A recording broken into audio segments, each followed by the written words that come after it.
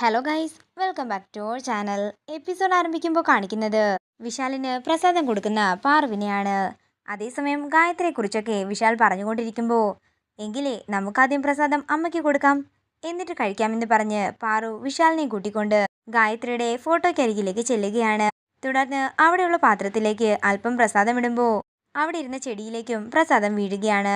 പെട്ടെന്ന് ആ ചെടിയിലെ ഇലയുടെ നിറം മാറുന്നത് പാറു ശ്രദ്ധിക്കുകയാണ്. സാറ് മുറിയിലേക്ക് പോയിക്കോ, ഞാൻ വന്നേക്കാമെന്ന് പറഞ്ഞ് പാറു ആ പ്രസാദവുമായി അടുക്കളയിലേക്ക് പോകുന്നു. അങ്ങനെ സംശയം തോന്നുന്ന പാറു ആ പ്രസാദം മാറ്റിവെച്ച് വിശാലിന് വേണ്ടി വേറെ പ്രസാദവുമായിട്ട് വിശാലിന്റെ മുറിയിലേക്ക് ചെല്ലുന്നു. തുടർന്ന് വിശാലിന്റെ അടുത്തേക്ക് വന്ന് പാറു നിർബന്ധപൂർവ്വം വിശാലിന് പ്രസാദം കൊടുക്കുകയാണ്. അതേസമയം ഇതെല്ലാം മറഞ്ഞു നിന്ന് കണ്ട് സന്തോഷിക്കുകയാണ് ജാസ്മിൻ. 10 ഡസൻ ഉറക്ക ഗുളികയാണ് ഞാനതിലിട്ടിരിക്കുന്നത്. നിങ്ങൾ രണ്ടുപേരും നന്നായിട്ട് ഉറങ്ങാൻ ജാസ്മിൻ പുറത്തു നിന്ന് മനസ്സിൽ പറയുകയാണ്. അതേസമയം പോകാനൊരുങ്ങുന്ന പാറുവിനെ പിടിച്ചു നിർത്തുകയാണ് വിശാൽ. വിശാൽ സാർ കിടന്ന് ഉറങ്ങാൻ നോക്കിക്കേ, നാളെ രാവിലെ നേരത്തെ എഴുന്നേൽക്കേണ്ടതല്ലേ. അത് പിന്നെ പാർവതി, നീ ഒരു താരാട്ടുപാട്ട് പാടാൻ വിശാൽ പറയുമ്പോൾ അതൊക്കെ നമ്മുടെ ആദ്യ രാത്രി കഴിഞ്ഞിട്ടാകാം, കിടന്നുറങ്ങാൻ നോക്കാൻ പറഞ്ഞ് വിശാലിനെ കിടത്തിയിട്ട് പാറു തന്റെ മുറിയിലേക്ക് പോവുകയാണ്. പിന്നീട് കാണിക്കുന്നത് പുറത്ത് മറഞ്ഞു നിൽക്കുന്ന ശേഖരനെയാണ്. അതേസമയം ശേഖരനെ നോക്കിക്കൊണ്ട് പ്രഭാവതിയും പ്രതാപനും അങ്ങോട്ടേക്ക് വരികയാണ്. പ്രതാപ, നീ ആ ശേഖര മേനോന്റെ ഫോണിലേക്ക് ഒന്ന് വിളിച്ചു നോക്കിക്കേ. ഈ പരിസരത്ത് എവിടെയെങ്കിലും ഫോൺ ഉണ്ടെങ്കിൽ ബെല്ലടിക്കുമല്ലോ എന്നും പ്രഭാവതി പറയുമ്പോൾ പ്രതാപൻ ശേഖരന്റെ ഫോണിലേക്ക് വിളിക്കുകയാണ്. അതേസമയം മറഞ്ഞു നിന്നിരിക്കുന്ന ശേഖരന്റെ ഫോൺ റിങ് ചെയ്യുകയാണ്. പെട്ടെന്ന് തന്നെ പേടിയോടെ കോള് കട്ട് ചെയ്ത് ശേഖരൻ ഫോൺ സ്വിച്ച് ഓഫ് ചെയ്യുന്നു.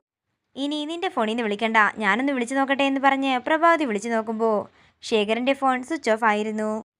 അതേസമയം വിശാൽ ഉറങ്ങിയോ എന്ന് നോക്കാൻ വേണ്ടി മുറിയിലേക്ക് വരികയാണ് ജാസ്മിൻ.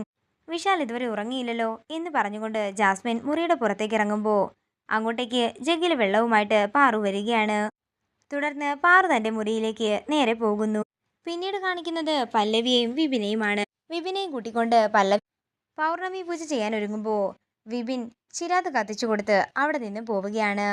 പിന്നീട് കാണിക്കുന്നത് ശക്തമായ കാറ്റും ഇടിയും മിന്നലും ഉള്ളതാണ്. അതേസമയം വിശാൽ നന്നായി ഉറങ്ങുന്നു. ജാസ്മിൻ പതിയെ വിശാലിന്റെ മുറിയിലേക്ക് ചെല്ലുകയും പാർവതി എന്തോ സ്വപ്നം കണ്ട് ഞെട്ടിയുണരുകയും ചെയ്യുന്നു. ദേവമ്മ ഇന്ന് വരുമോ എന്ന് പാറു മനസ്സിൽ പറയുകയാണ്. അതേസമയം വിശാലിന്റെ മുറിയിലേക്ക് കയറാനൊരുങ്ങുന്ന ജാസ്മിൻ കൊലുസിന്റെ ശബ്ദം കേട്ടുകൊണ്ട് അവിടെ നിൽക്കുകയാണ്. പിന്നീട് കാണിക്കുന്നത് വിശാലിന്റെ അടുത്തേക്ക് ഗായത്രി ദേവി വന്നിരിക്കുന്നതാണ്. ഗായത്രി വിശാലിന്റെ അരികിൽ വന്നിരുന്ന് വിഷമത്തോടെ പറയുകയാണ്, എൻ്റെ മോനെ, എനിക്കറിയാം നിനക്ക് എന്നെ കാണാത്തതിലുള്ള വിഷമം എന്തുമാത്രമുണ്ടെന്ന്. എന്താണെങ്കിലും നിന്റെ ആ സങ്കടം ഒരു ദിവസം പരിഹരിക്കപ്പെടും. ഞാനും നീയും തമ്മിൽ കാണും മോനെ. ഇപ്പോൾ നിനക്കെന്നെ കാണാൻ സാധിക്കുന്നില്ലെങ്കിലും ഞാൻ എപ്പോഴും നിന്റെ ഒപ്പം തന്നെയുണ്ട്. അത്രയും പറഞ്ഞുകൊണ്ട് ഗായത്രി ദേഷ്യത്തോടെ ജാസ്മിന്റെ ഫോണിലേക്ക് നോക്കുകയാണ്. തുടർന്ന് വിശാലിനെ നോക്കിക്കൊണ്ട് ഗായത്രി പറയുകയാണ്, പാർവതിയോട് താരാട്ടുപാട്ട് പാടാൻ പറഞ്ഞപ്പോൾ കേട്ടില്ലല്ലേ? എൻ്റെ മോന് ഞാൻ പാടിത്തരാം താരാട്ടെന്ന് പറഞ്ഞ് ഗായത്രി പാടുകയാണ്. അതേസമയം ഗായത്രിയുടെ പാട്ട് കേൾക്കുന്ന പാറു പറയുകയാണ്, ഇത് ദേവമ്മയുടെ പാട്ടാണല്ലോ. അപ്പോൾ ദേവമ്മ വിശാൽ സാറിൻ്റെ അടുത്ത് വന്നല്ലേ, ഒന്ന് ചെന്ന് കണ്ടാലോ? അല്ലെങ്കിൽ വേണ്ട, അമ്മയ്ക്കും മകനും സംസാരിക്കാൻ ഒത്തിരി ഉണ്ടാകും, അവർ സംസാരിക്കട്ടെ. എന്താണെങ്കിലും എനിക്ക് വളരെയധികം സന്തോഷമായെന്നും പാറു പറയുന്നു. പിന്നീട് കാണിക്കുന്നത് കൊലുസിന്റെ ശബ്ദം കേട്ട് താഴേക്ക് ഇറങ്ങി ചെല്ലുന്ന ജാസ്മിനെയാണ്. അങ്ങനെ ജാസ്മിൻ താഴേക്ക് ഇറങ്ങി ചെല്ലുമ്പോൾ കൊലുസിന്റെ ശബ്ദം കൂടി കൂടി വരികയാണ്. അതേസമയം ജയയുടെ ആത്മാവ് ജാസ്മിന്റെ പിന്നിൽ വന്ന് നിൽക്കുന്നു. പെട്ടെന്ന് ആരോ വന്നതുപോലെ തോന്നുന്ന ജാസ്മിൻ തിരിഞ്ഞു നോക്കുമ്പോൾ കാണുന്നത് ജയയുടെ ആത്മാവിനെയാണ്. ജയയുടെ ആത്മാവിനെ കണ്ട് പെട്ടെന്ന് ഞെട്ടലോടെ തല ചുറ്റി താഴേക്ക് വീഴുകയാണ് ജാസ്മിൻ. അതേസമയം ശബ്ദം കേട്ടുകൊണ്ട് പാറുവും വിശാലും അങ്ങോട്ടേക്ക് വരുന്നു. തുടർന്ന് വിശാലും പാറുവും കൂടി ജാസ്മിനെ താങ്ങി എഴുന്നേൽപ്പിക്കുമ്പോൾ ജാസ്മിന് ബോധം വരികയാണ്. ഞാനെങ്ങനെ ഇവിടെ എത്തി എന്നൊക്കെ ജാസ്മിൻ ചോദിക്കുമ്പോൾ പാറു പറയുകയാണ്, അത് തന്നെയാ ഞങ്ങൾക്ക് നിന്നോടും ചോദിക്കാനുള്ളത്.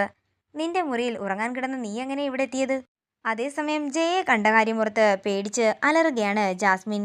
ജാസ്മിൻ, നീ എന്തോ കണ്ട് പേടിച്ചതാണെന്ന് ഞങ്ങൾക്ക് മനസ്സിലായി. നീ കാര്യം പറയാൻ വിശാൽ പറയുന്നു. അത് പിന്നെ പ്രേതം, ഞാൻ ജയയുടെ പ്രേതത്തിനെയാ കണ്ടതെന്ന് ജാസ്മിൻ പറയുമ്പോൾ വിശാൽ പറയുകയാണ്, അത് നിനക്ക് തോന്നിയതാകും. നീ എന്താണെങ്കിലും പാർവതിയുടെ കൂടെ മുറിയിലേക്ക് ചെല്ല്. ഇന്ന് നീ അവളുടെ കൂടെ കിടന്നാൽ മതി. അവൾ നിനക്ക് ഉദയനൂരമ്മയുടെ കുങ്കുമമൊക്കെ ചാർത്തി തരുമെന്നും വിശാൽ പറയുമ്പോൾ ആദ്യം എതിർക്കുന്നുണ്ടെങ്കിലും പിന്നീട് പാറുവിന്റെ കൂടെ മുറിയിലേക്ക് പോവുകയാണ് ജാസ്മിൻ. അതേസമയം ജാസ്മിൻ പറഞ്ഞതിനെക്കുറിച്ച് ആലോചിച്ചുകൊണ്ട് നിൽക്കുന്ന വിശാലിനെ കാണിച്ചുകൊണ്ട് ഇന്നത്തെ എപ്പിസോഡ് ഇവിടെ തീരുകയാണ്. ഇഷ്ടമായെങ്കിൽ മറക്കാതെ ലൈക്ക് ചെയ്യുക, ഷെയർ ചെയ്യുക, കമന്റ് ചെയ്യുക. കൂടുതൽ സീരിയൽ അപ്ഡേറ്റ്സിനായി മറക്കാതെ സബ്സ്ക്രൈബ് ചെയ്യുക നയൻസ് ക്രിയേഷൻ.